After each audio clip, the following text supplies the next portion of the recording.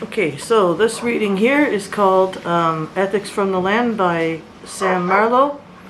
And it's also called Traditional Protocols and Maintenance of Peace.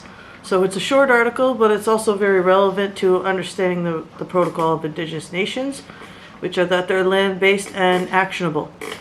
So everything from the ethics to cultural protocols can be specific to geographical area, and in this core principle, this is what establishes the necessary actions that constitute the formation of indigenous societies. So the article says ethics and cultural protocols are part of the Okanagan Forest Society's process. This is a process that they use for collaborating and decision making, and it's based on an understanding that societies or groups usually have four main roles: the roles of elders, the roles of mothers, fathers, and youth. And these societies basically represent areas of concern, so tradition, relationship, action, and vision. I really think the article could have expanded a lot in this regard, especially if I was a beginner reader to a lot of these ways of knowing. I definitely need some clarification on how these concerns take form and how they are experienced or dealt with.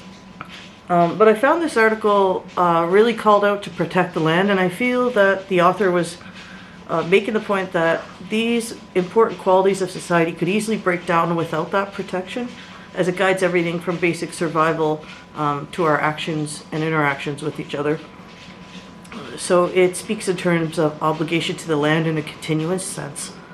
And I found the article could be a good supporting article for the Walking with Our Sisters article, as it kind of gives some background to how traditional practice can adapt to and transform to accommodate the specific conflict resolution needs of individual communities and nations.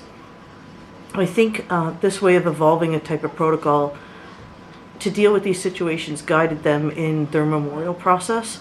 And the article talks about conflict resolution being empowering, and I feel that in the previous article, the flipping of a colonial narrative to a ceremonial remembrance was healing in the way that this author also describes in his description of restitution over reconciliation, and more accountable as well. So that's the Ethics from the Land, Traditional Protocols, and the Maintenance of Peace.